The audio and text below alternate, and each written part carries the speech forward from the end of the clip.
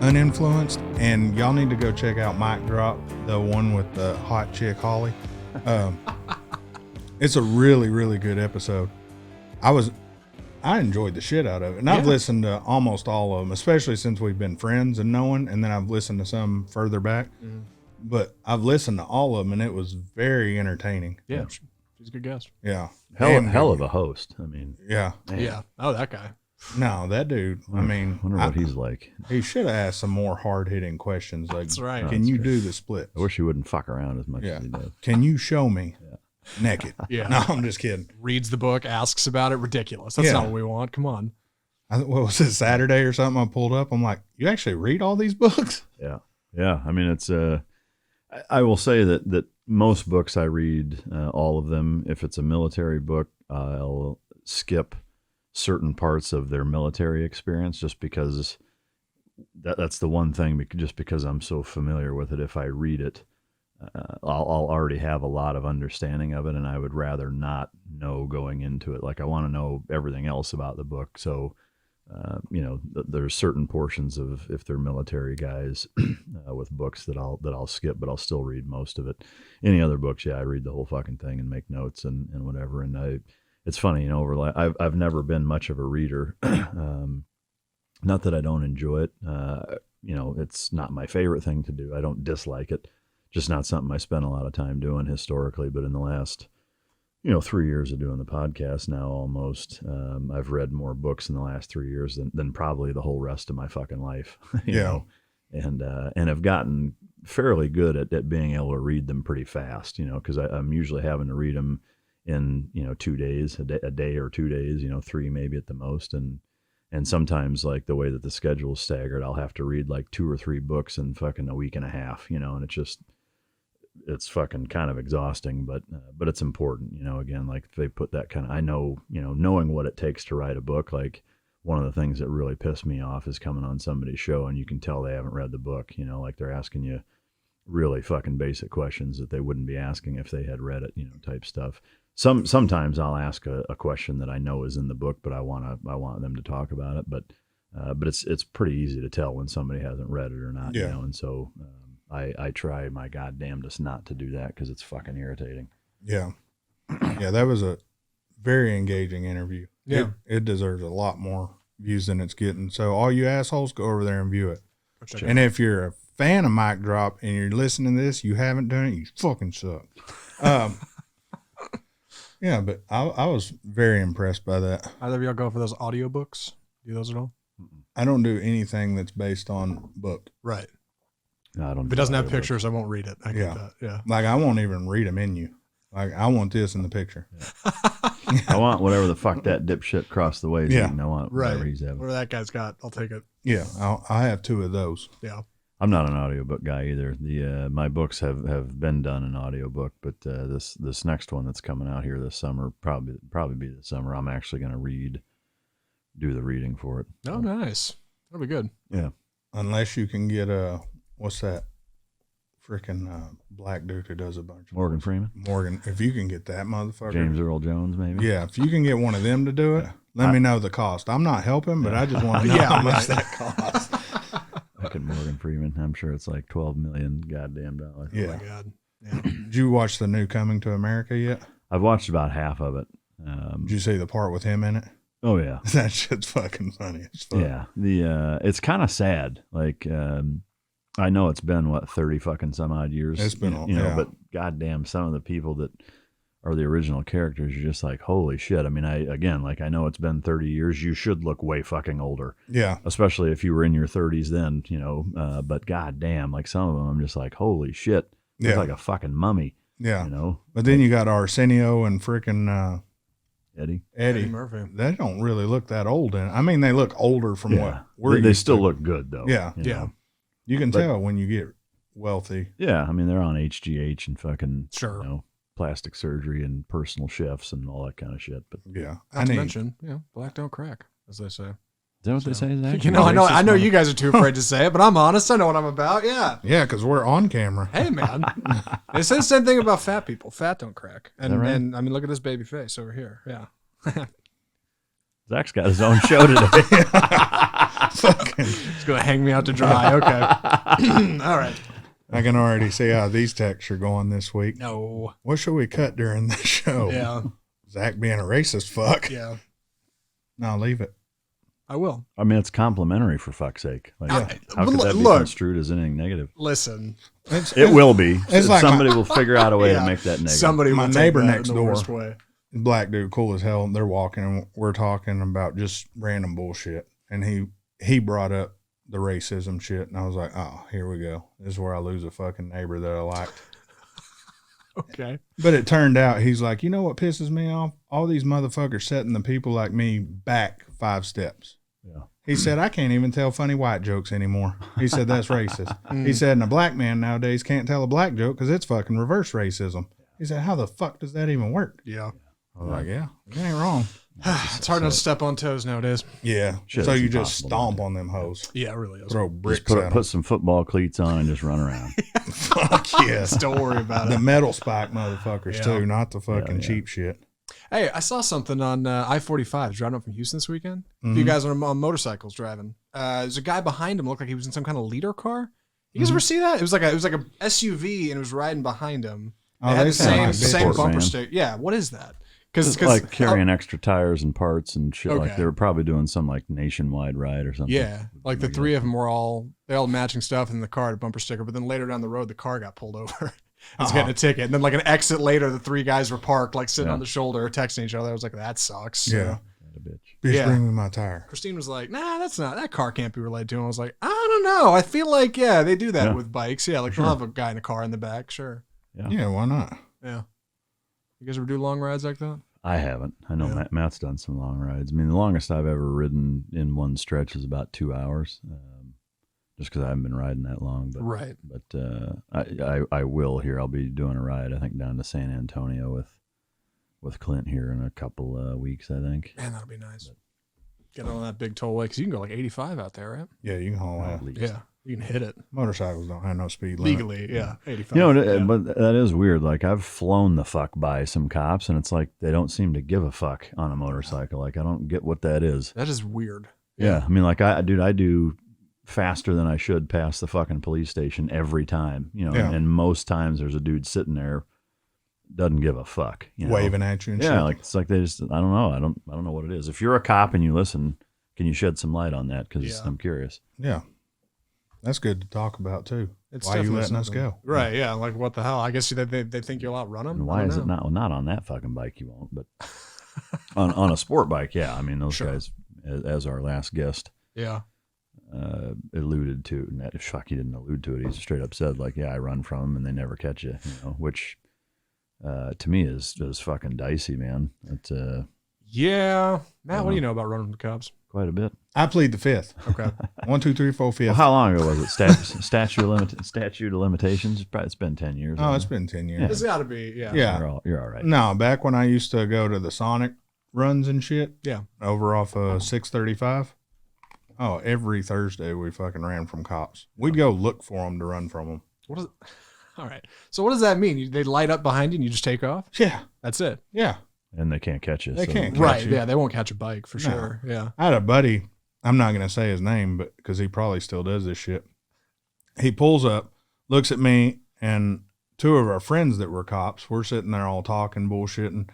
And he says, hey, hang on real quick. I'm going to go run from this Garland cop. I'll be back in 5. And he pulls out, does a wheelie past the Garland cop right there on Northwest, and fucking gets the cop to chase him. And we're sitting there, this motherfucker.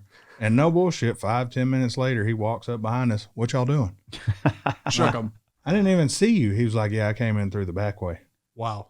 Oh yeah, they were gone. That's bananas. Yeah, it's not even a competition. Yeah. The funnest parts are running from the bikes, Yeah. Well, I mean, those fucking big, heavy but they fucking can things. keep up, and those dudes can ride. Yeah.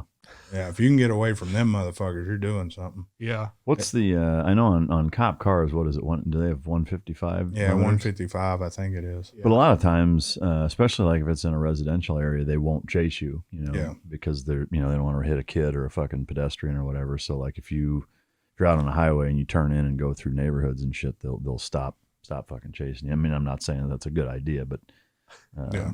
but you know, Oh, I've seen guys wreck running from cops. Yeah. I've seen another guy that wasn't running from cops, but his buddy ran from a cop. Well, I didn't see it. I heard about it and went to the dude's funeral.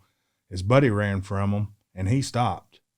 And a rookie didn't know what the fuck was happening, so he rams the dude on the bike, which is a huge no-no for a cop to run into a bike.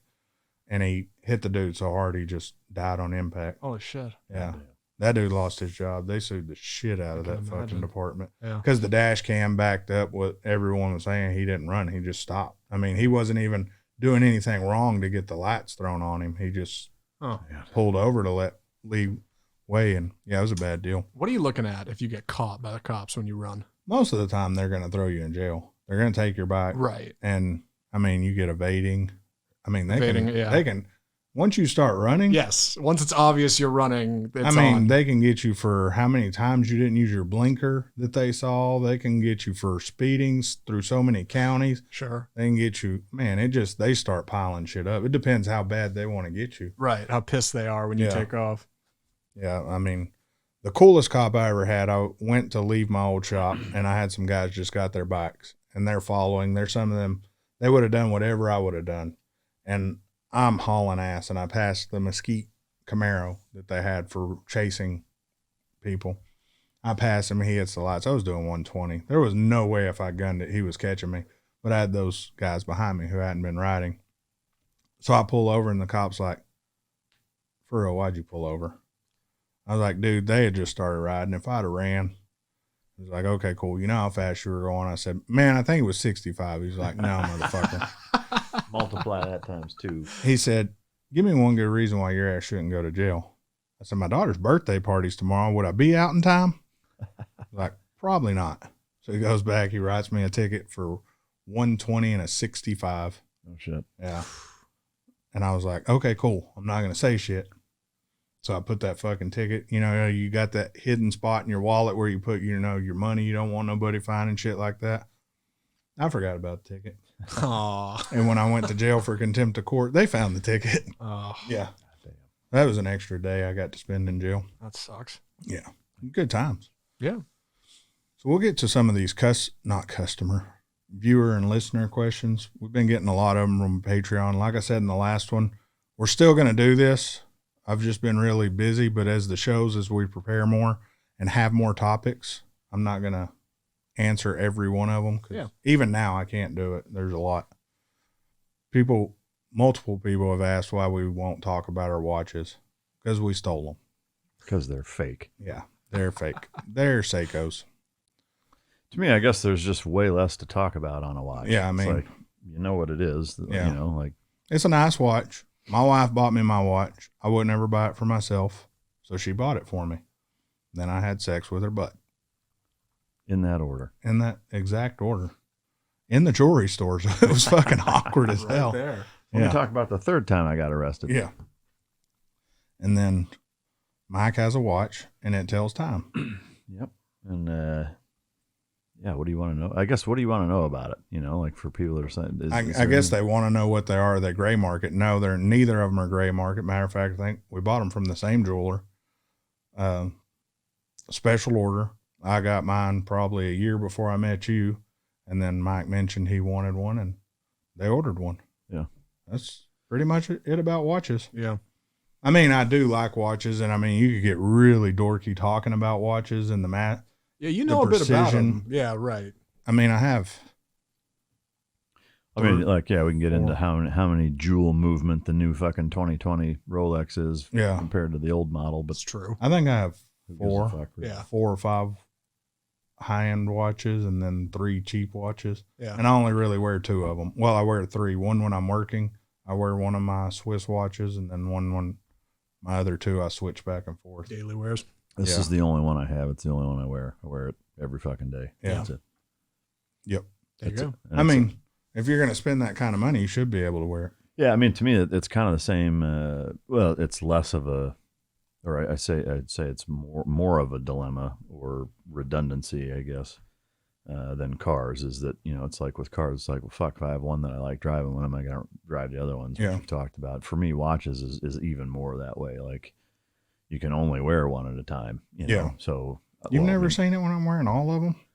I must have missed that shit. I wish I had seen it. I'm too cheap to get a winder, so I wear them all at night. So when you're Got one on your fucking ankle. Yeah. That's right. Yeah, I mean, so to me, it's like I have one nice watch and that's it. Yeah. And this is, I had, so it's a black Submariner, just the basic one. It's not like Matt's fancy Batman watch.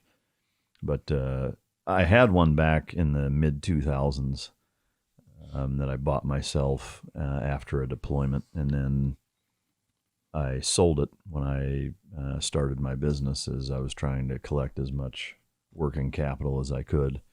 And then, a decade later, I was like, you know what? I think it's come full circle.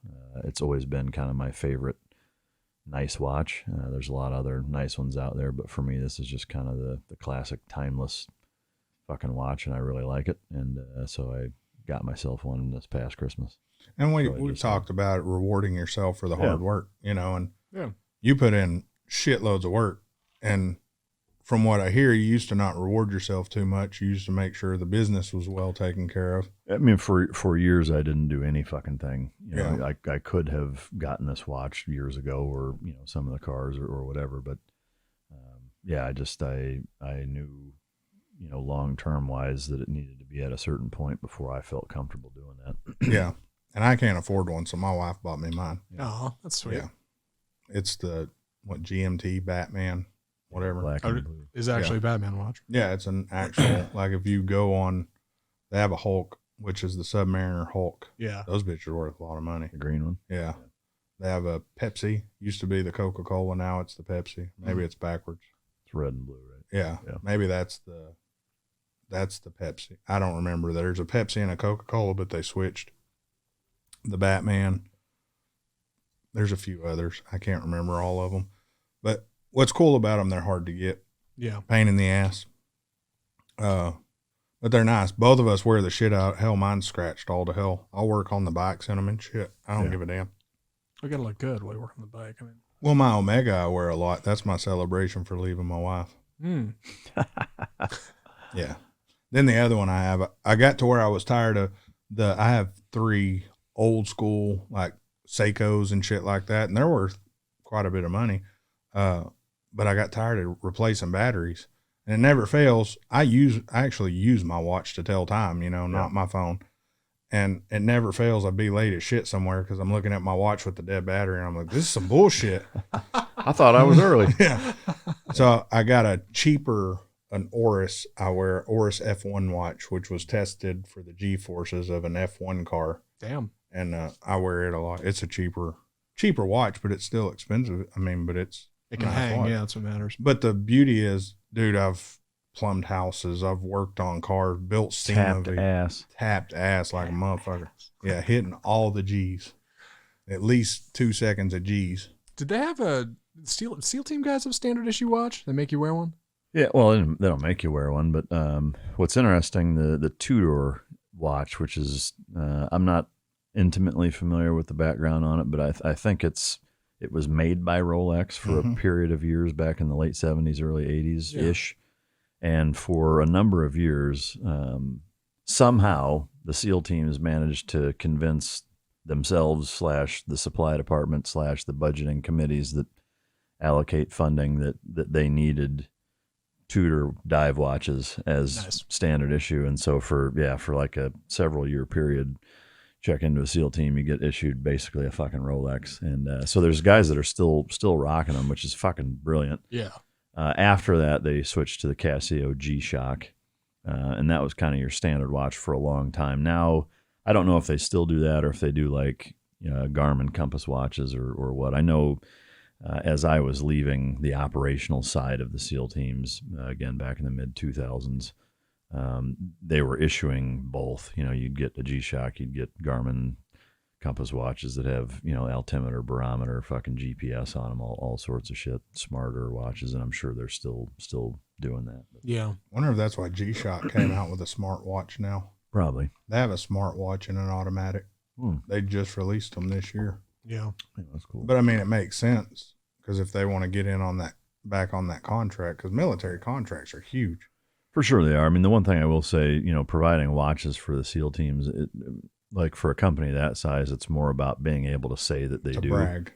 than it is the actual numbers, because you're talking a few thousand, which to them is nothing. Yeah. But with my stupid journey into the scopes and guns here lately, I saw what Schmidt and Bender's contract is. I was like, holy fuck. Yeah, I mean, with like everybody's trying to be, we supply the fucking SEAL teams or the Ranger battalions or, ODAs or whatever with their fill in the fucking blank, whether it's their shoes or boots, their fucking, whatever. I mean, like any time a company can say we supply the U.S. Navy SEALs with their X, like that's a huge selling point, marketing thing. So I always find it weird, and it's, again, taste, I guess, when you're looking at scopes, because all the multiple reticles, same with rifles, how each SF uses something totally different. You'd be like, oh shit, they're using Leopold or Leupold, whatever the fuck you want to say. Some are using Night Force, some are using this. It's like, I mean, some of them for sure use the same stuff, but to me, what's neat about most special operations communities is the autonomy that they have. They all fall under JSOC, but they all have the ability and the independence, from one another to kind of choose whatever they want, So, I mean, whether it's weapons or night vision or whatever, I mean, there's kind of the same pot to pick from as it relates to all the gear, but you can pick and choose kind of whatever the fuck you want to use, which is nice. Yeah, because some people have personal preferences, and for sure, the shit matters, especially when you're saving your life and many other people's lives. Yeah, the one reason that I think a lot of times people probably don't think about it from this standpoint, but like if you're going on a mission, it is generally a good idea to have everybody carrying the same one or two types of ammo, so that you can use each other's shit. If one guy goes down or whatever, or one guy runs out, or you're like you typically would have M4s and 60 gunners. So you'd have belts of 7.62, and then you'd have 30 round mags of 5.56. Whereas if every fucking dude's carrying a different caliber and a different weapon or whatever, then that gets a little fucking messy that way. But within the scope of the mission, there very well may be guys carrying different shit. Snipers may have one platform. Your point men or entry guys may have a small 300 blackout. The other guys may have M4s. Whatever. Handlers are usually going to do MP7s or something small as well. So there is some variance, but they try to keep it, I think, a little bit consistent so that you don't run into that problem. Yeah, which is smart. Yeah. Zach. Yes. Jacob Atlas wants to know why they don't get pictures when we're talking about certain things, and he says, keep sucking, Zach. So I got an answer for this, actually. Okay. I did try to do this once. One time when we were talking about Ancient Aliens, I tried to throw up like a picture of something going on. Mm-hmm. It's doable. It is doable to do live while we're doing the show. I just need like a little more desk space and probably a second screen so I can see what the hell I'm going to put on before it just goes on. So you're putting this on us? Yeah, 100%. So you don't do that in the post-editing process. You do it. I can, and sometimes I do. Last episode, which hasn't gone out as we're recording this one, I said I would try to put a like a blurred out dick under Matt's hands at one point. It's totally in there. Yeah. I don't give a fuck. Yeah, I know. Well, you told me to do it, and I did. It's a good challenge. I can do it. You should catch me with my tongue out. But we talk about a lot of stuff throughout the show, and I'd rather just do it as we're doing it. Ideally, I'd like to have like a TV or a monitor or something so I could just put it on for you guys. When the new thing happens. Yeah. Yeah. Yeah, no. You can have a fucking DEFCON 5 sitting at the nuclear fucking station switch. That's right. I need 8 computers and 2 keys. We're both going to have to put in and turn at the same time. Yeah, to turn it on. TPI, 2-person integrity. That's right. Now you're just asking for all kinds of bullshit you're not going to get. No, I agree. You're going to get a Walkman. Yeah. Work on some things in the background. We'll make it happen. Take it old school, give them a Walkman and a microphone. Yellow one. Yeah. Hit record. Yeah. Get the one from Home Alone or Home Alone 2. The Talk Boy. The Talk Boy. Yeah. That's what you get. Sorry, I'm going through some of these questions we got. Yeah. No, something I'd like to do, but I've not had the means to immediately. But did you see what Greg Abbott's trying to do while I'm looking through these questions? Oh, no. What's Greg Abbott trying to do? Greg Abbott did a deal where he's signing into law prohibiting social media from censoring Texans. Hold on. I don't know how you make that happen. Wait a second. I don't know how you make that happen either. Yeah. But I mean, sure, great. I love the idea. Well, so here's the problem with that is that, and this is consistent with all social media platforms. Here is the reality: is that all of these platforms are owned by private individuals, either a single entity that's a majority shareholder that started it, i.e., a guy like Jack Dorsey and Twitter, or any of the other ones. The reality again is that those people are in control of how they run that business. Mm-hmm. That's the bottom line. Like unfortunately, free speech doesn't really apply to that, and I'm not saying I'm a fan of that. I'm not. I think it sucks, but that's the fucking the technicality of what we live in is that if you start a company, you get to run it however you want, and consumers can vote with their wallet. And so to me, it's no different than forcing, a bakery to bake a cake for a gay couple. Like if you force a company to censor or not censor or whatever, then you're doing the same fucking thing. You know? And again, this is me saying this from a place of, I don't like that they do it the way that they do it. I think it's fucking lame, but to me, that is where we have an opportunity as the rest of the country in an open and free and fair market that should be based on capitalistic principles, is that start one and beat them at it, and be the platform that you want to see, unfortunately that's where we're at, is that they get to do that if they want, so while I like where Abbott's head's at in terms of trying to protect, Texans' fucking freedom of speech, the fact is that you're still trying to dictate to a private entity how to run their fucking business. It'll never work. And I don't agree with that either. So, but did you see who is starting their own social network? DJT. Yep. Really? Yep. It's happening? It's Yep. happening. How the fuck did I hear about this? Okay, They're- hold on. What are the deets? What I do I think need to know? it's next month or something it launches. I don't know. Okay. I don't know when. I just heard that it was happening. Yeah, Really, like it's they fucking awesome. they released the press release on it 2 nights ago or some Yeah. shit. Yeah. Yeah. It's fucking And great shit. yeah. Oh, I'm gonna be all on that bitch. I heard some rumors back in the day that they were talking with Parler behind the scenes to Well- try to do something, but it never happened. So The way it sounds, like the framework and all that's there already, because they're talking. yeah. I think it said 4 to 6 weeks it'll be live. Well, that's And you ain't gonna build that kind of platform unless you've been working on that Yes. platform for a while. yeah. So what happened was he probably got pissed with all the censoring going on, and Yeah. Ivanka or someone in the background was like, "Fuck this," and they went and Yeah. Yeah, I mean, to me, I think it's the inconsistency that pisses most people off. To ban, censor, shut down, the 45th president of the United States Twitter account because of inflammatory language, but you let other world leaders maintain accounts that talk about just, horrible fucking shit. you can't censor shit as long as you let WAP play on your motherfucking any type of fucking app. Yeah, I mean, again, like ultimately, it's their prerogative to run it how they want. But to me, it's the inconsistency that pisses people off. 100%. But to me, like, if you're pissed, then stop using it. Yeah. I mean, and either find a different one or develop a different one, or just don't use the shit. Yeah. Like, you don't have to have Twitter and Instagram and Facebook in your life. You don't. No. If you choose to use it, guess what? You agree to play by their fucking rules, and that's the way it works. I mean, that's the sad truth. Yeah. But My Instagram, Facebook, and any of the companies that right now I'm in charge of the social media, which, by the way, if you follow any of those, I'm sorry, I don't update it that much. But that's because I don't use it that much. That's right. Literally what I do is I go on there and be like, oh, that's cool. Oh, shit. Mike posted something like that. Oh, shit. Look at that car. Send it to Mike. oh, look at them titties. Oh, yeah. Look at them titties. Boom. Send that to Mike.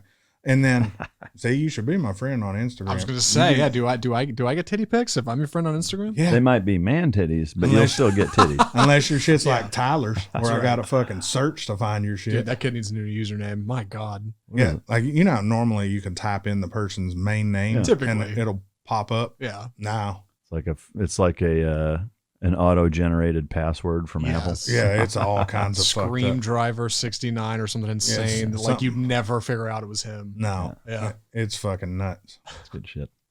So Jen Porter, huge fan of Mic Drop. She put on Patreon. She's a huge fan of Mic Drop. Her only problem now after finding Uninfluenced is which one to listen to. Fucking both. Yeah. Well, Jen, The beauty is we don't record at the same time, nor do we drop them at the same time. That's right. So you can listen to both. Mic drops on Mondays, Uninfluenced on Wednesdays. It's perfect. Yeah. Over and over and over. Man. It's like. Put that shit on a closed loop in your house and just keep listening. Yeah. Yeah. Or you could be like my wife and just play it in the background and mute us. Yeah.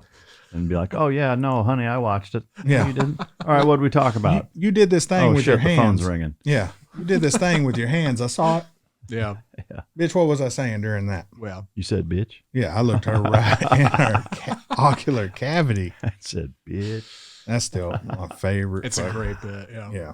It never gets old. No. It really doesn't. I mean, it's years old at this point, and it's still just as fucking funny. I couldn't believe you hadn't saw it before. It's a good bit. We watched the whole thing on the way back from fucking Cali. Key and Peele sketch for anybody listening has no idea what we're talking about. Yeah. And if you don't, I'd say choke yourself. But again, until about 2 months ago, I didn't fucking know about it. So shows you where I am. Okay, so this guy's asked a few questions. Can I walk him through growing up without a father figure? What it's like with our relationships, our wives and our kids and all that stuff? Well, I'm married. My kid hates me. No, she just don't talk to me. She's older. She's busy. Yeah. Raising a kid was hard. I have been through a divorce. And it says, I know Mr. Ritland is divorced. That's very respectful. He said, Mr. Ritland. I don't know if I warrant that kind of respect, but I appreciate it. And they said, I guess Zach or Matt can answer this. Definitely Matt, not me. I mean, there's no sound parenting advice because every kid's different. Yeah. I mean, it probably, honestly, no bullshit, as much as viewers like to figure out when Mike's going to do this, raising a kid would probably be closer to picking dogs and training dogs because you got to adapt to each kid. Yeah. And each kid's different. Yeah. Like, to me, there's basic principles that exist, but they're very generic. And within those principles, you are tweaking and altering all of them to fit the individual that you're trying to raise or train or whatever. From my standpoint, in terms of raising kids, I think, leading by example, setting the example first, again, just like we talked about with I think the last week's question of like, how do you get rid of the weakness in people or the victim mentality or whatever, is that, that really all you can do is just do your best, to be what you want them to be. Now, if you're a shitbag drug dealer, fucking scamming unemployment, and, you got 30 kids with fucking 19 different women, like, your kids are going to see that, or if you would rather fucking sit on your phone, as opposed to play fucking tag with them at the park when they're 5 years old, they're going to see that. Mm-hmm. If you'd rather play video games than fucking go play catch with them out in the yard, they're going to fucking see that and take note of it. All of the opportunities that you have to engage with them are opportunities, to teach and for them to learn how you want them to be as a productive member of society. And to me, like, at a minimum, your goal should be just that, is to raise a productive, right? And there's an asterisk by that, because, productivity is relative, and a lot of people think they're productive when they're really not. But to me, like, the bare minimum standard should be that your child is a net positive on the community that they live in, mm-hmm. like at a minimum. And it doesn't matter what that net positive is, as long as they're bringing something to the fucking table and not dragging the people around them down. Like, that should be your bare minimum. Yeah. This is a kind of a 3-part deal, so you will get your part on this, Zach. All right. I want to touch on that lead by example. I dropped out of school. So for those of y'all who think I'm a dumbass, I am. I dropped out of school, but I couldn't bitch at my kid if my kid struggled at all and said, hey, I'm not having fun at school, so I'm going to drop out. So I went back to college and got my degree. Because I didn't want her to be able to hold that over my head, talking about, you didn't finish. Yeah. Well, fuck you, I did. Yeah. Well, and not to interrupt, is there more you want to talk about? No. Another part of that I want to stress, because I didn't mention it, there's 2 parts to leading by example. One is the obvious that we already talked about, is doing, walking the walk, doing what you're trying to instill in them. But there's another part that I think is underutilized and often overlooked. And that's realize and understand that you're not going to be perfect, and don't try or pretend to be perfect. You're going to fuck up. Like, I've fucked up a ton with my kids. Mm-hmm. The important thing is that when you do is that you own that shit, because if you don't, again, just like every other fucking thing, is that they will learn that, right? And they will learn to point fingers and blame everybody else because you've done the same thing. If when you fuck up, well, I don't answer to you. You know, I don't need to fucking explain myself to you. No, I didn't do that. Fucking, it's none of your goddamn business. Like, when you take that attitude, you're going to create kids that have that same fucking mentality. So when you make a mistake, and rest the fuck assured you will, Mm-hmm. fucking sit down with them and say, yeah, I fucked this up. Yeah. Here's where I should have done better. Yep. Because if you do that, then you raise kids that now will take accountability for their actions. You know, every fucking thing that you do, they're going to pick up on. And if it's not the right way to fucking handle things, then you're going to be teaching your kids to handle shit the wrong way. So it's a two-sided coin for absolute certain. That's why I recommend everybody, if you have 2 kids, the first one, name it whatever you want. The second one's name should be Redo. 2.0. Yeah. And kind of, it was the front end of this, but how do you pick the right woman to be in a relationship to have kids with? And my answer to that is, and Mike's may be the same thing, that's a hard choice, because you never know how even you and your wife are going to turn out in the 18 to 20 years you're raising your kids.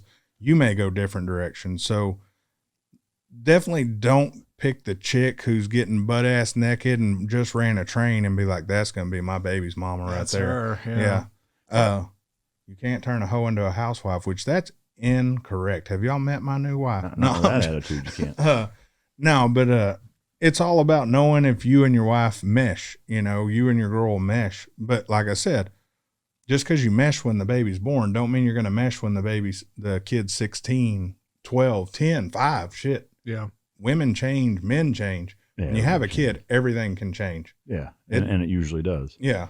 You know, and, you know, from my standpoint, because it's such a crapshoot that way, you got to just base it off of what does her ass look like. 100%. It's the only way to know. 100%. And then, I mean, that's some of you. I mean, you didn't marry your wife talking about, I ain't having kids with this motherfucker. No. My wife and I we're high school sweethearts. We've been Yeah. for 10 years. Yeah. Yeah. So I don't have a whole lot of dating experience outside of my wife. It's mostly high school shit. That explains a lot. Doesn't it though? And the fact is, yeah, like, why did it take me 10 years to pop the question? Because for 10 years I didn't know. Because when I was 16, when I met her, I was a really different person from when I was 20. Yeah. When I was 24. Holy shit. Yeah. We're different people. She's a different person. I'm a different person. Somewhere along the way, I was like, you know what? If you could put up with my shit for 10 years and still want to wake up every day and keep doing it, maybe I'm doing something wrong. I give you mad respect for holding a woman without getting married for that fucking long. Yeah. Must be slinging a hog leg, Zach. Yeah. Is that what's happening? Is that why you walk with a fucked up that's why I limp can't when wear you shorts over here. Yeah. Well, Zach's got a limp sometime. We got the wrong shit on to my shit. I can't even bend this leg no more. You Yeah. should get a motorcycle. I would, but I can't. I'd burn my dick. Yeah, man. Big time. That would suck. I got to remember that line. That's good. Yeah. And then the other question was, would you whoop your kid if they did something wrong, i.e. with a belt or anything? I spanked my daughter twice. She was younger. Yeah. And I didn't use a belt. Not that I was scared to use a belt, but I spanked her twice and she learned from those. I figured that it was easier after the spanking and she learned. I sat down, talked with her after all that shit goes. But I'm going to tell you right now, as a father, when my dad used to beat the shit out of me and tell me this shit hurts worse for me than it does for you. You're like, yeah, sure it does. Yeah. But as you get older, I mean, and you spank your kid and then you have to look in their eyes, that shit does fucking hurt you in the soul a little bit. Unless they really fuck up, then you want to beat their ass. But, Yeah. What about you? 100% yes. Just like with dogs, obviously I always make parallels, but the younger they are, the more it's applicable because they have a far, what's the word I'm looking for? An inability to reason, right? They don't have logic and reason, you know, even as they get older in a lot of ways, but especially when they're really young, they don't. They're more like dogs when they're really young, you know, and so there needs to be consequences. But just like with dogs, there needs to be balance, you know, and where people make mistakes is when they do it when they're emotional. They do it when when the child or dog doesn't understand why they're being punished. And then they do more than what is necessary to get the behavior to cease. As long as those 3 boxes are checked, then I'm all for it. I spanked my kids a few times when they were young. As they got older, not at all. And I do think there comes a point where it's not an appropriate response for sure. And it's I'd say probably around 10 or so. Some kids may be younger than that. Some kids may be a little older. But I think one of the big reasons why you see such a lack of respect in current generations coming into adulthood is because there is zero fear of consequence. And again, just like with dogs, if there's never a consequence, they know that, and they will exploit and take advantage of that. And you see that, you see it with dogs that run a fucking household and do whatever the fuck they want. And you see it, with kids that go to high school and tell their teacher to get fucked. And then they, flip the principal off and grab their fucking dick and, smoke weed. And like, they just don't give a fuck because there's no reason to give a fuck, you know? And so there has to be balance, good without the context of bad isn't really good. So there has to be a balance that way, where I think we've gone wrong as a I would say even a culture, not even a society, because this transcends just here in the United States. Every Western culture out there seems to be kind of facing the same thing. Is that like in the 90s ish is when political correctness and the anti-spanking and what have you movements, it really kind of came to a forefront. And like with most things, they are an overcorrection. It's the road to hell is paved with good intentions. And initially it was like, we're doing this to protect kids from being abused 100%. Like kids should not be being abused. But when you overcorrect to where now you're causing an equally bad problem just in the, polar opposite direction, that's not any better, and that's where we're at now, is that you've got kids that, have absolutely no fucking respect for anybody or or anything or whatever. And so, there has to be balance. And so, it's a tough issue, I think, because so many people think that, like from a virtue signaling standpoint, like they think that they're doing the right thing. And you see that a lot with dogs too, people that coddle the shit out of their dogs thinking, well, I'm showing them love, and one of the analogies I use, because I see this a lot with pet dog owners that have dogs that are just running the fucking household. I say, why don't you think your dog listens to you? Fuck, I don't know, man. Like, I let him sleep in the bed. I fucking feed him the best shit. I rub all over him. I let him do whatever he wants. Right. Okay. So if you're at the bar and let's say you're a dude, whatever, especially a dude though, we'll get this, or a woman being in that position, if you throw yourself at a 19-year-old fucking dude and he has to do nothing to earn that ass, is he going to like that? Fuck yeah, he is. Is he going to want more of it? You better fucking believe he is. But is he going to respect you for doing that? Fuck no, he's not. And so, with kids, with dogs, for anybody that's in that relationship position, that remains constant, is that, respect has to be earned. And sometimes it's tough, it's a tough love approach sometimes, just like with dogs, there's some dogs and kids that need very, very little physical correction, almost none, or even in some cases, none at all. Like I have come across dogs, and I'm sure there's some kids out there that are like, I never needed to ever fucking belt or spank my kid, not once. And they turned out fucking phenomenal. And that's awesome. Yeah. But they're not all that way. There's some dogs and some kids that sometimes they need their fucking ass kicked, because they've gotten themselves into a position where they're taking a shot at the title and challenging the fuck out of you. And if you don't, you're just gonna enable them to be an even bigger fucking problem for everybody else, So, like with most things in life, you got to have balance. Yeah. That's my kid. She got spanked twice, probably before she was ever 6. And then from then on, I could look at her and tell her, and just the tone of my voice, she would know she fucked up. You do the Kevin Hart eyebrow raise. Yeah. What the fuck? Oh, her mom could be bitching at her, and she'd just look at her like, you ain't shit. And I'd look at, not even just look at her. And I've seen you do the same shit at your house. For me, when they were younger, it was I'd snap and they'd look, and I'd look at them fucking sideways like, you sure about that? And they'd be like, no, you know what? I'm not going to fuck with that. Yeah. You know, but hell, I have a friend, I think we've talked about it, Matt, that was on the show a couple times. His kids were acting all bad, and he said, we just can't get them to stop, and they're over here. And I was like, shit, watch this. I grabbed this motherfucking wide-ass spatula I got from making, pancake spatula. Yeah. I grabbed it, and I said, if you don't shut the fuck up, I'm going to beat the shit out of you. They both sat down, started watching TV, stared at it. He said, how'd you do that? I said, man, it's tone. Yeah. I said, if it's think, intent. Yeah, if they think they're going to get the shit beat out of them, they see this big-ass wide thing that's going to take up their whole ass, hit them. Yeah. They're scared. You don't have to do it. Yeah, no, I mean it's intent. Yeah, and that's again like with dogs, it's even more that way. It's all intent because with them, everything is body language, right? You can't explain to the dog, "I'm gonna whip your ass." Like you have to be able to use your presence and your nonverbal communication and body language to communicate to the dog. There's some shit about to happen if you don't fucking knock that off. And so. It's imperative that you understand how to do that for it to be an effective means of communication. Yeah, Zach, what do you think? Oh, I got spanked and will be spanking kids. Yeah. Yeah. Hopefully not more than a few times. But man. are they going to be your kids? Yeah. For a second there, I thought you said I got spanked and will continue to be getting spanked. It's right. No, I got spanked when I was a kid for sure. Yeah, and my parents told me later in life, they're like, we hated doing that.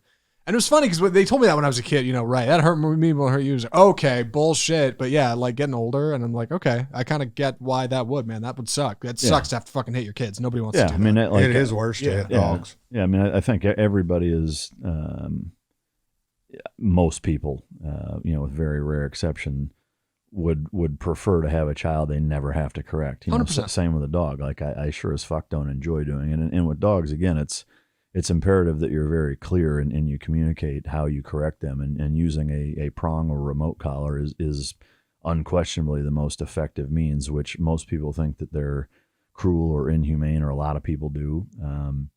A dog being confused and you trying to correct them another way is way worse, and so by being consistent, and I'd even say the same thing with kids. Like if you're going to do a physical correction, pick one thing that you're going to do and do that every single time, because there's a contextual association, right? And so if every single time, whether it's, the tip of a belt or your hand or a fucking phone book or a spatula or whatever it is, it's always on their ass and it's always with this thing, then they make that mental connection, that contextual association of I fucked up. Yeah. Whereas if you have 30 different ones, like sometimes, like with dogs, like sometimes I smack their rear end, sometimes I spray them with water, sometimes I yell at them, sometimes I push them, well, then the dog doesn't have any idea what the fuck's going on, and again, it's not as important with kids, but I still think it's a very effective means of getting the point across if you're consistent, because consistency is always proved to be an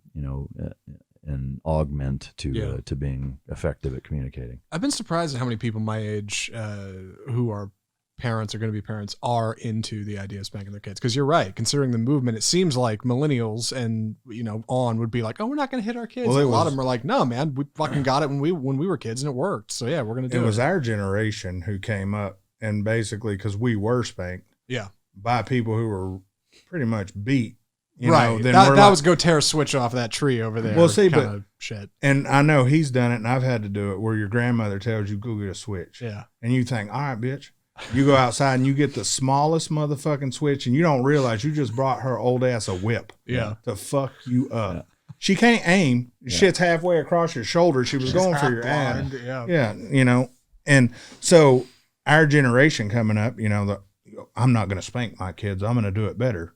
Yeah, now your fucking kids are fucking getting rid of Dr. Seuss, you stupid fuck. It's a fine line. Yeah. Well, I think, to your point, Zach, is that like anybody, if you're raising a child, a dog, a fucking giraffe, whatever, like there will come a certain point where your fight or flight as a parent comes into play, where like if your kid gets to the point where like that's where it's at, like at some point you're going to say, okay, like I'm going to slap my dick on the table and we're going to see who the fuck is who here in this relationship. Like, and if it has to come to that and you end up fucking having to exert that positional authority or dominance, whatever you want to call it, and that child now recognizes that, and now it's a totally different ball game.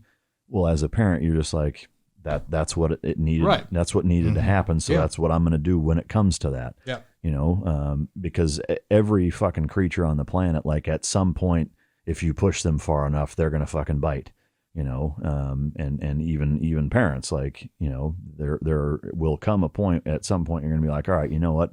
Enough of this fucking shit. I'm going to whip your fucking ass here in a second. Like, like how long are you going to let your kid pull your hair and dump fucking drinks on you and slap you in the face and punch you in the dick, and like before you're like, all right, you little motherfucker, I'm going to kick your ass. Yeah. Like there's going to come a point in everybody where that takes place. I think that's good for kids. The psychological aspect of, oh wow, my parents are fucking human and do listen to me and have shit to say about this. In a way that comes around. As you get older, I was raised pretty fucked up I would say somewhat abused to borderline, if not fully abused. Yeah.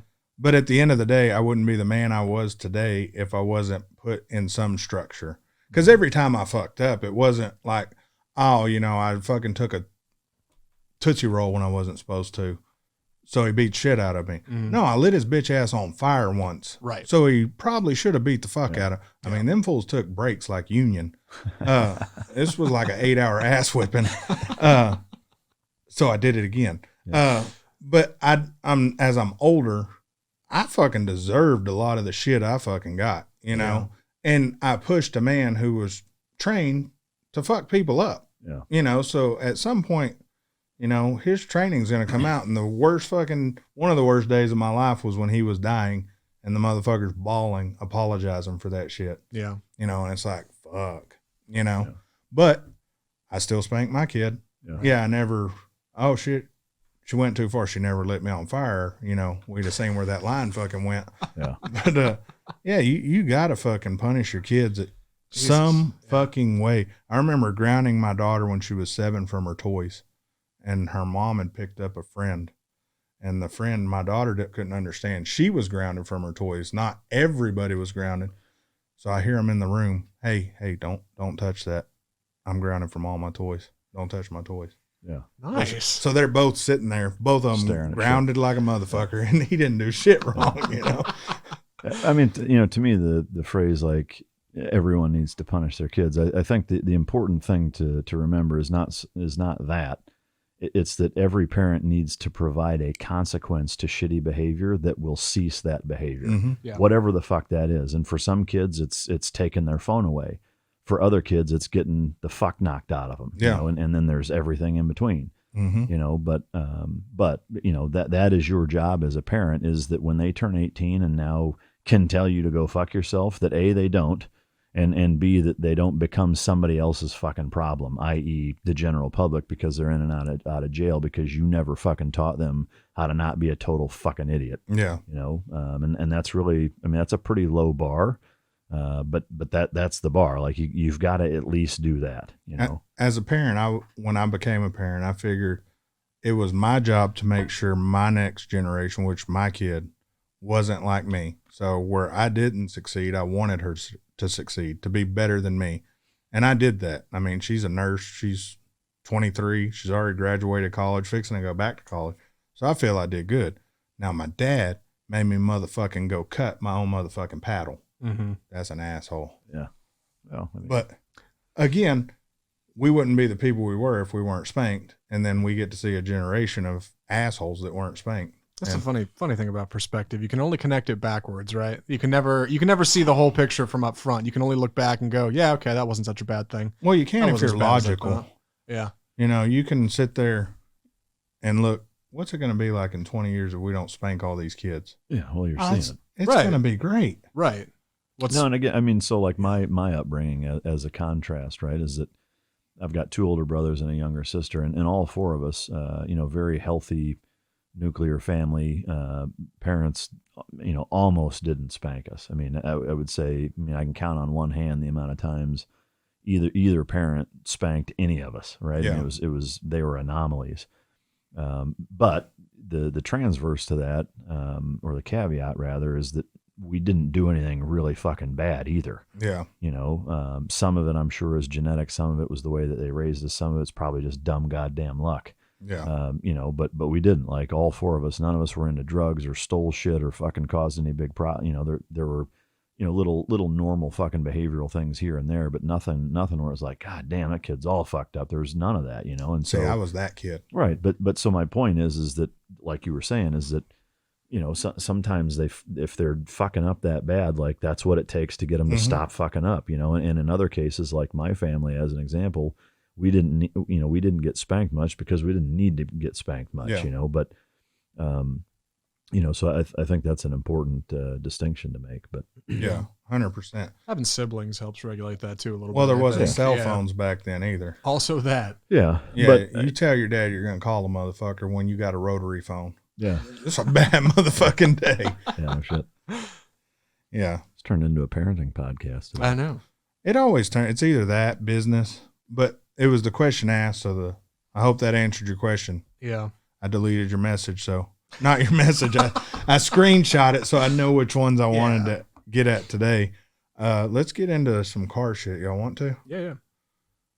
Audi's going to stop producing combustion engines. You sent me this. Yeah. It's a fucking travesty. On what?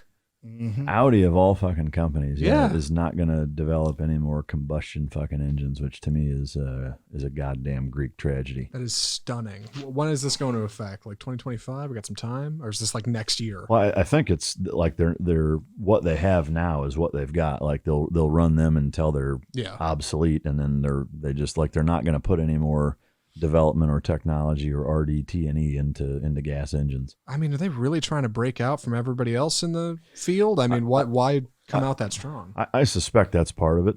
Probably a big part of it is the, again, kind of the social justice warrior of like, we're doing the right thing, you know, and trying to be progressive and lead the pack. I just think that it's very short-sighted. I mean, obviously they're a successful company for a reason. Yeah.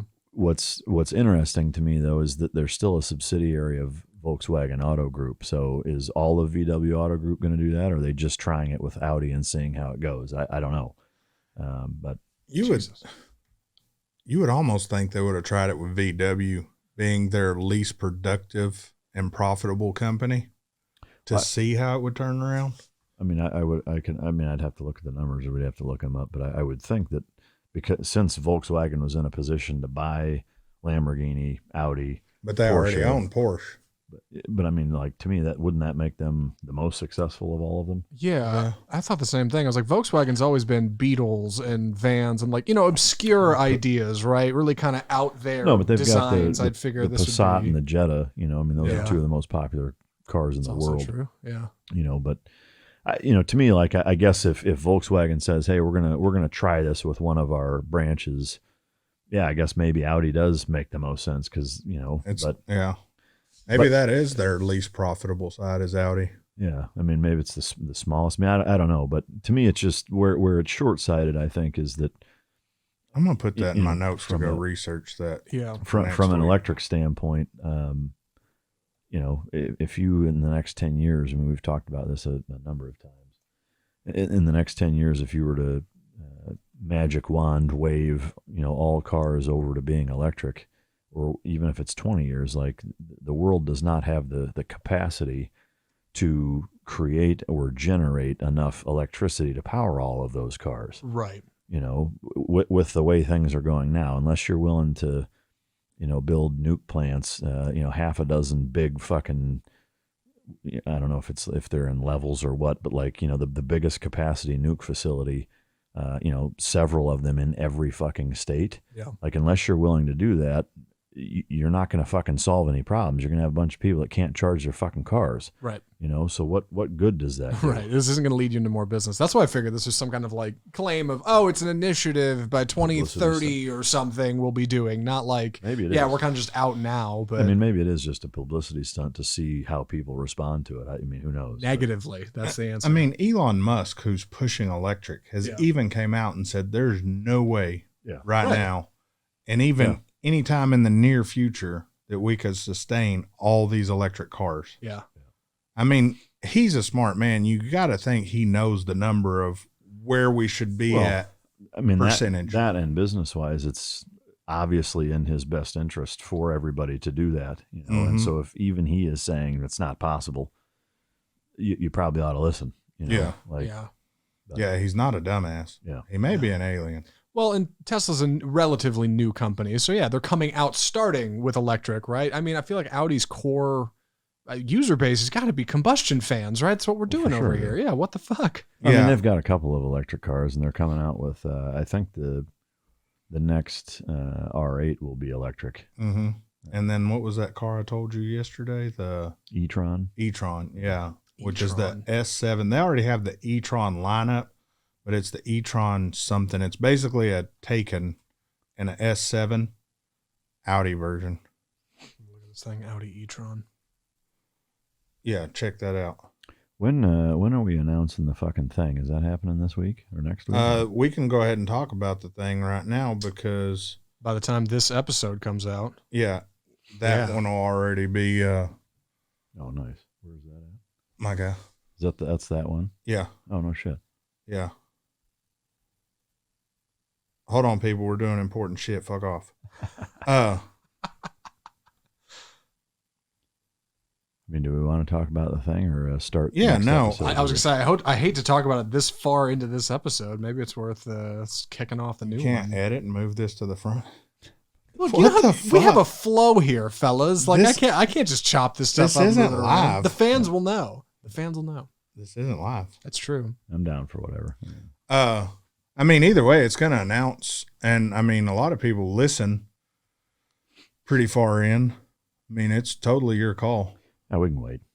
Okay. I mean, we're already at close to an hour and a half. Yeah. All right. An hour and 10. I want to start an episode talking about this monster. No, we definitely do. So next week. Yeah.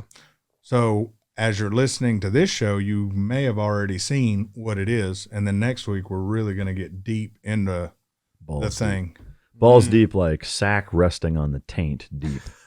We can make that your license plate. BLZ deep. That'd be awesome. It's got to be taken in Texas. Yeah, in Texas. Has to be. Good thing. It was a custom license plate of the that GT3 that I'll tell you when we're not Yeah. So another guy was asking, why don't we talk trucks? Trucks to me. You've done trucks. We do talk trucks, and I used to build trucks and take trucks to SEMA. Trucks are great. Trucks are utility. I mean, sorry, I got a text. They're made for work. They've become luxury. Yeah. But when you compare trucks, there's only so many. There's so many people that make a truck, and then there's so many levels of that truck. Say Ford, Ram, Chevy, Toyota. Yeah. And then Chevy, you got GMC. You used to have Cadillac under that. You don't anymore. Volkswagen had that truck for a little while. I mean, they still have it? I don't think so. No, it was Honda. Well, Honda has the Ridgeline. I mean, Toyota Tacomas and Tundras are legit. Yeah, the Nissan has their Frontier, their Titan line. So there's some Japanese trucks that are big players too, for sure. But that's a Hilux. I wish we had those bitches here. Hilux. Yeah, I get one of them bitches, put a fucking Porsche engine in and fucking. Well, I mean, it comes with a 4-cylinder diesel Cummins. Oh shit! But it's a Tacoma with a 4-cylinder diesel Cummins, and it's a badass truck. They have them all overseas, but I think to Matt's point, like there's only so much you can really do and talk about them, at least as far as we're into them. So I have a Raptor.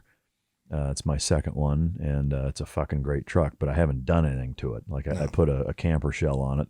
I use it for work, and I drive it, as a daily driver most of the time. And it's got, my bite suit and dog crates and fucking gear and a huge ass dog bed in the back. And like, I use it for, training and delivering dogs and working dogs and all that kind of stuff. So I beat the shit out of it, and it's a phenomenal truck, but I haven't made any modifications to it, nor will I, because I put a fuck ton of miles on it. I'm not trying to avoid the warranty on something I'm putting 50,000 miles a year on. So, that's the gist of it. But as far as dream trucks, I mean, I used to have a lot of dream trucks because trucks was my thing. Yeah. And then it got to where I'm not going to say I got to a place where I could afford whatever I want because I'm not there yet. But I got to where what I was spending making a truck how I wanted it fast and all this stuff, I could just go buy a supercar. Yeah. And I was like, well, that's a lot more fucking fun. Well, yeah, and to me, like to the utility point is that's really what they're for. Yes, you can make them faster, and I know that like there's, guys that I used to run around with some guys up in Idaho that were, tuning and chipping and straight piping fucking diesel, Dodges and Fords and whatever the 2500s or 250s. And, they had 10-second quarter-mile trucks, Yeah. But those are very one-dimensional. And, like, if you're going to take that on a road trip, good fucking luck. If you want to, drive around town fast, stoplight to stoplight, good fucking luck. And to me, like, I would say if trucks are your thing, fantastic, like, more power to you. But, if you want a driving experience and you compare a truck, I don't give a fuck what you do to it and how badass you make it.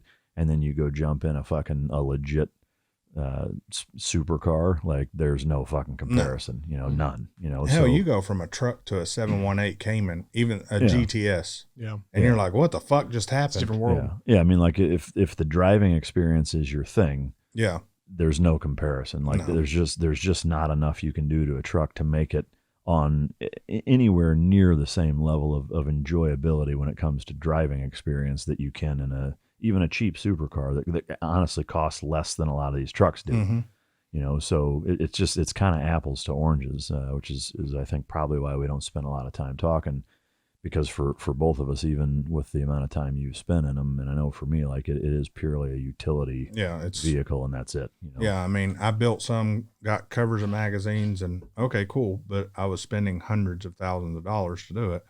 And that's all aesthetics. Yeah. I mean, that's the other thing. It's like, yeah. And I never got my money back versus with the supercars and shit we do. Do we get our money back for the mods we do? Not 100%, but you guys stay tuned and we'll have an answer for that. Not in this episode, probably the next one. We'll touch on that with the thing. The thing. I almost fucked up there. Almost. well, you for anybody really listening, they'd be able to pick it up, which it won't matter at this point. Yeah.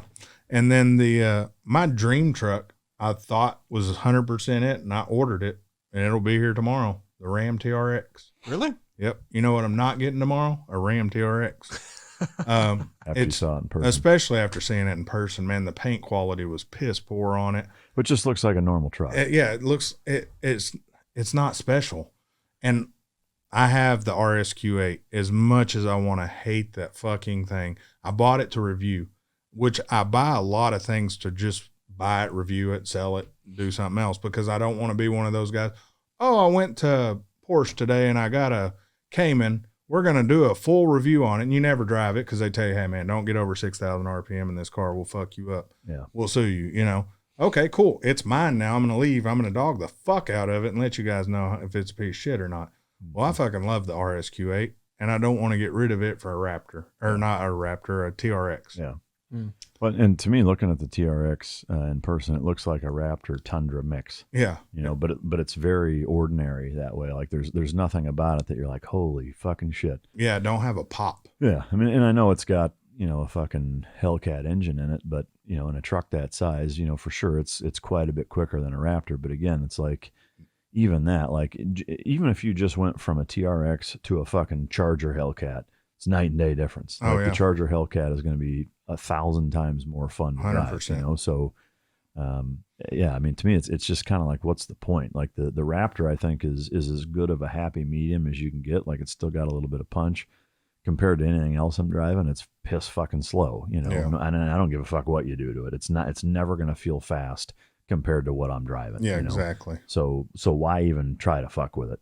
That's my take on it. Yeah. And my thing is, and we've talked about this before, mainly on drives, but when I'm driving something, I want to enjoy it. Yeah. And if I don't have to be utilitarian, I don't fucking want to drive that shit. Yeah. I can think on literally one hand the time I've needed a truck. Yeah. And we don't even use the motherfucker anymore. It was the table we moved over there. When you're moving something, yeah. And I mean, I stole Mike's table and we use Mike's truck. Yeah. So, but I mean, if I need a truck and say you get rid of your truck, fuck, I'll go to Lowe's or Home Depot and rent a truck for the fucking. Yeah. Or I got $20 an enough hour or friends something. with trucks. Yeah. I mean, I mean, for doing what I do now, I'll probably always have a truck of some sort, you know. But yeah. But again, I use it. I'll rent his. I use it purely for fucking work, and so to me, it just doesn't make sense to try to do a bunch of shit to it that is just going to pale in comparison to the cars, you know, that we're fucking driving. So like, why bother? Yeah, we're fucking spoiled. Let me see. I got a few other topics. I've talked about this, and we're talking about maybe making a series on it, building a gun to shoot a mile. Yeah, you guys mentioned that last week. Yeah, I bought the gun. All right, well, great. Yeah, let's talk about it. I'll actually have it next week. It'll be here, so we'll pop it up on the table, let people look at it. Shove it up Zach's ass. Yeah, I can ask all about it. Yeah. Basically, Mike said don't get a 338. So I found something that was faster and apparently has more punch, but it's a good looking rifle. It's really good looking. Yeah. So we're going to do that. That's going to be a kind of a cool series. And what's cool about it would be awesome is all of us are able to shoot at a mile. Oh, yeah. Well, yeah, I'll let you shoot it, Zach. So, like, all right. What? It's not typically easy for a gun to shoot a mile. That's what I'm hearing, right? Because actually, most guns will shoot a mile if you fucking aim it, if you arc it properly. Right. You're going like 45-degree angle. Sure, you'll hit a mile. Pretty sure a 22 long rifle will travel more than any fucking bullet out there, won't it? I don't know the ballistics. So you're talking about setting up a target a mile away and aiming it and hitting it. Yeah. Right. That is stunning. I don't think I've ever seen that. Now, granted, it's going to be a Bluebird bus. Yeah. No, I'm kidding. I don't know what that means. I mean, You don't know what a Bluebird bus is? No, it's a fucking bus, a school It's a bus. real bus. Oh, Jesus. Okay.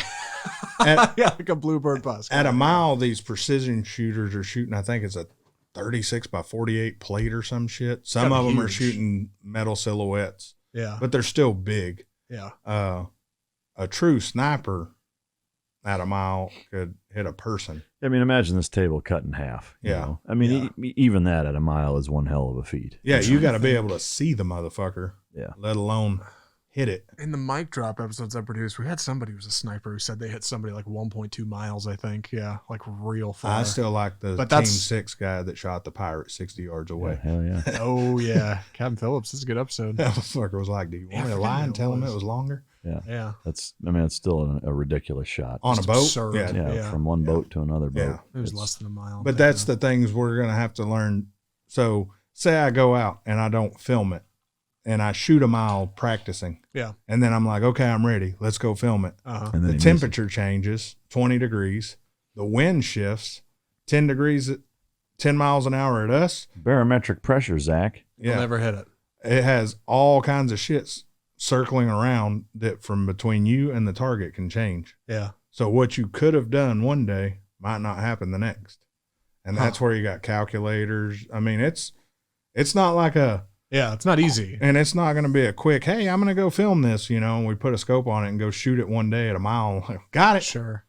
What would be fucking shitty though, if I put the scope on it and go out and first time fucking hit it, we're just edit it. Yeah. So I'm what's not it? fuck Yeah. that. Oh, 100%. Yeah. Fuck They'll never that. know. Yeah. Right. What's the scope magnification on that? Like, what kind of piece of glass you got to have on this thing A to hit something a very mile fucking away? expensive one. Yeah. Basically, that's the hard part about building it. It's just like building a performance car. Sure. We're building a performance gun. There's so many options. Yeah, it gets stupid. Like you can be cheap and spend $500. Chances of you hitting something at a mile with a $500 piece of glass, not very good.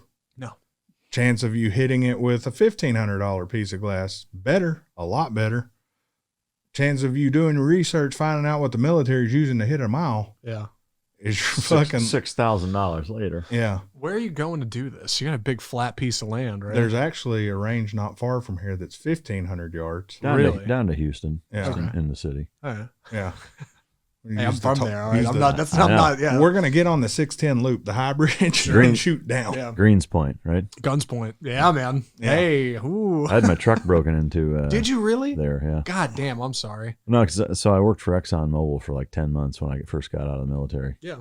And I was staying down in Greenspoint because at that time that's where the ExxonMobil headquarters was. Now I think it's up in the Woodlands, but yeah, because of that is because it was just people were getting robbed in the parking lot and whatever. But there was like a Holiday Inn or whatever a mile down the road, and that's where they put me up in during training and whatever. And so I had a Dodge 2500 fucking pickup, and they broke in and stole my what did they steal? They stole some random shit. Like they stole, at the time I had a book of CDs, fucking radar detector, just whatever they could fucking grab, shit like that. But yeah, I heard my alarm going off. I was like, what the fuck? And I went and looked at the window, and I see a pair of fucking legs through, fucking bouncing around, hanging out of the fucking driver's door. Holy shit. It was like, that motherfucker. I grabbed I had a Glock 19 with me at the time. I grabbed that and flew down the fucking stairs. And I'm actually glad that I didn't come out when they were still there. They were rounding the corner of the parking lot, peeling out as I got out there. But because it would have just fucking ended up bad for me if I had shot him, for sure. You know, but yeah. That would have been an incident in a Holiday Inn. Very different ending to that story. Yeah. Fucking Gunspoint. I'm fucking sorry. Stupid hometowns. Yep. Dude. Fucking ruins everything. Shout out to the 713 in Houston. Boy. He's so proud of that. It was a GPS, not a fucking radar detector. The only thing I know hot in Houston right now is Niecy Wilder. The fuck that is. Is that That hot chick on Instagram. Yeah. Yeah. She pretty hot. Yeah, that's the only thing. Personal shout out on the show. That's right. I'm Bill Hurt. Sponsors got to pay for that normally. Yeah, fuckers. Not here. Bleep that. Yeah, cut that out. We good? I think so. Where we at? 120. We got another 10 minutes if you got something. You got anything? Everything I got's gonna. When are you getting your fucking car back? He was texting me during the show, so hopefully it's, hey, you got a minute to come get your fucking car? Amen. It's probably like, hey, you got a minute? I'm having a problem. Yeah. Yeah. Hey, the fucking axle just broke. The car seized up. It hadn't started in so long. Forgot to put oil in it. Yeah. I punched it. Yeah, so hopefully, I hope the fuck I get that back. Oh, shit, we do got the Indian back. Really? Mm-hmm. Have you ridden it at all since you got it back? No, every time I want to ride it, it's going to fucking rain. Yeah. What'd you get done with this time? Tires? We got cams and shit done. All kinds of shit. Yeah. I mean, right now it's fucking great weather. You ought to take it out for a fucking... Yeah, I need to. For a proper fucking roll. Yeah, we needed to film the review with you riding it and riding yours than it. Yeah. But we did the stage 2 cams and all that shit in it. Nice. It damn near lifts the wheels off the ground. Not wheels, wheel. If it lifted both off the ground, I'd fucking get rid of it. Fuck that's this. A possessed fucking motorcycle. Fuck this shit, you Christine. Yeah. Christine acting motherfucker. You don't even know what that is, do you, Zach? The car, right? Stephen King? Yeah. Yeah. Look at him go. Every once in a while I can sneak one in. Yeah. Yeah. That's what she said. Yeah. It is what she said last night. Yeah, everything else I got's going to take way too fucking a while. Yeah. Like a while. You got anything, Zach? What's your most, I saw this on the internet. What's your most liberal view that your friends would be surprised that you think? I'll tell you mine. I'm not totally against unions. I guess I've never met a bad union situation, but all my life I've been told they were bad. And I'm like, I don't see really the problem with them. Are you familiar with the Chicago and Los Angeles teachers unions right now and what they're doing? No. I'll do some reading. I would look into that, and that may change your view on unions. To me, unions are a classic example of again, the intention initially was good, and then it gets corrupted. Yeah. It's like they get to a certain point where they're really powerful, too powerful, and the people that are in charge of them, it's kind of like I make this same kind of argument or complaint about shelters for dogs. Is that if most people are like, well, they're phenomenal, agreed. Yeah. I am not saying that they shouldn't be there, but there is a hidden problem with them agenda wise. Is that when you get at the level of HSUS and ASPCA, like the national organizations and the people that are in power, when you look at shelter facilities, is that imagine a scenario which most people think that everybody, including the shelter staff, would be a goal of theirs, is to have the shelter be empty, correct? Yeah. But what does that mean for them? No business. Right. So it's like hospitals. Right. Yeah. So, so there's kind of a hidden incentive to actually not have them be empty. Yeah. And actually, for that matter, there's an incentive to kind of actually have them at full capacity, where they can say, we've got no room. We need fucking money, right? We need donations. Yeah, okay. it's the refugee with the fucking flies in their eyes sitting in the mud puddle. Yeah. With the can you spare $3 a day thing. Yeah. But so agreed. Like teachers unions, I think in theory are great. Right. In practice, they succumb to the same fucking problem that our government, that big business, that everything else does, is that there's a level of corruption and incentive that has nothing to do with the intended initial consequence. And now it's more about power and money and influence and them being able to do whatever they want to do. Yeah, have you never heard of the Teamsters? No, I have heard of the Teamsters. Who was it?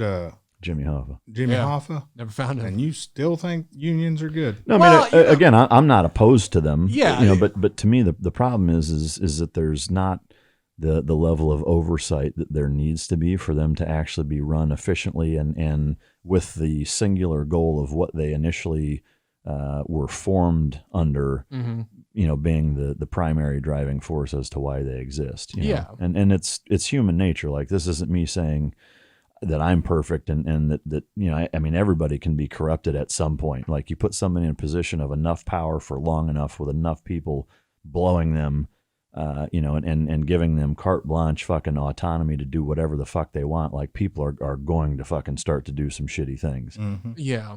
But so they're in that same fucking boat. No, my dad is a history teacher, and I always looked back at like Reagan breaking up unions, and not settling for all the airport employees. That was a whole thing. Like him just saying, nope, you're all laid off.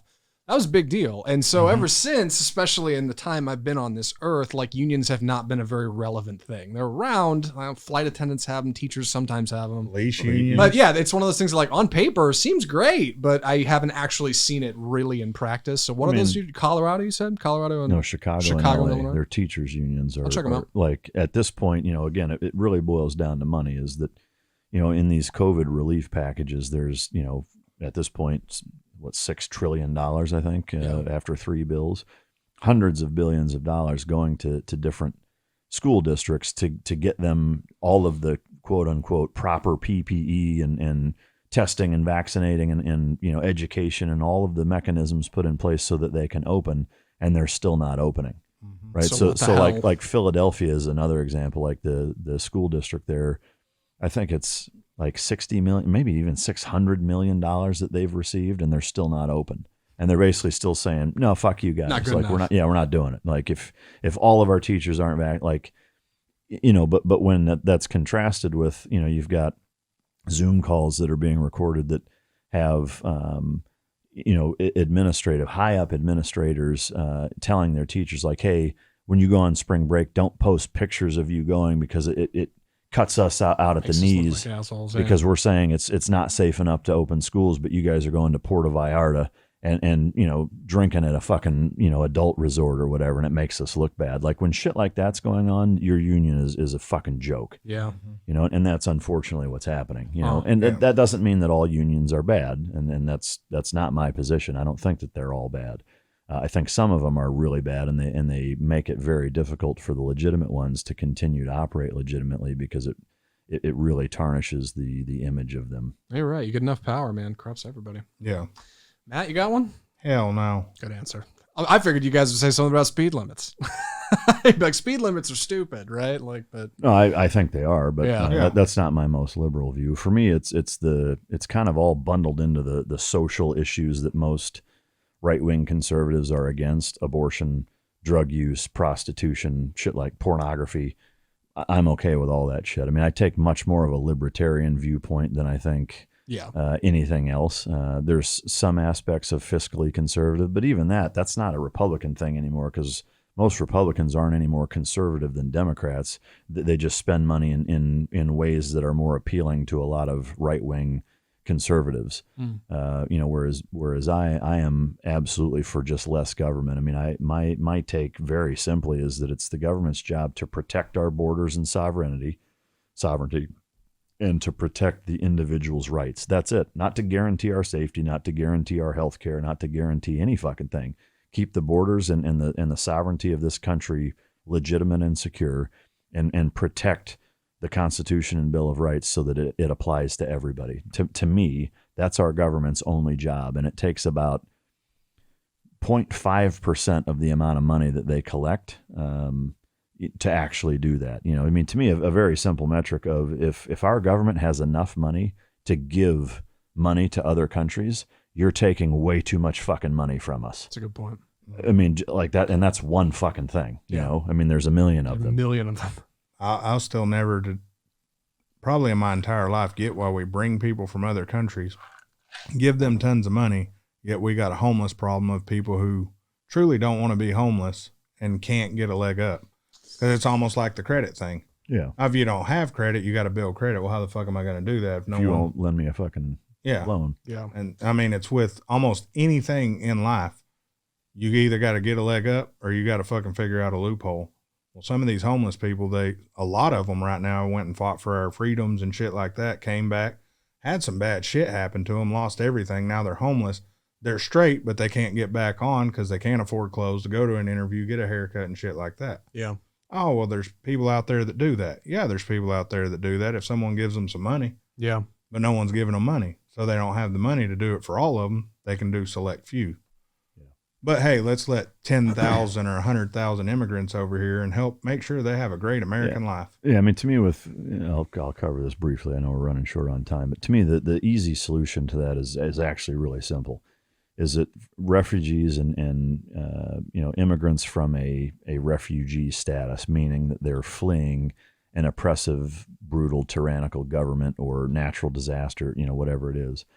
And a lot of countries in the Middle East have done the same thing. Instead of them taking in Syrian refugees, they set up camps in certain parts, right across their border or the Syrian border or whatever, these massive fucking camp facilities that house them, that, medicine, doctors, fucking you name it, it's safe until they, it's deemed safe enough for them to go back or, they stay there or whatever. But instead of using government money, that's where, anybody that thinks that it's morally correct and charitable to take my money and give it to somebody else. It's not, that's fucking theft, by the way, is that if you are a liberal who thinks that we should be helping those people, there are plenty of fucking organizations, 501c3 nonprofits, that you can donate as much fucking money as you want of your own to help them facilitate those refugee camps in their own goddamn countries.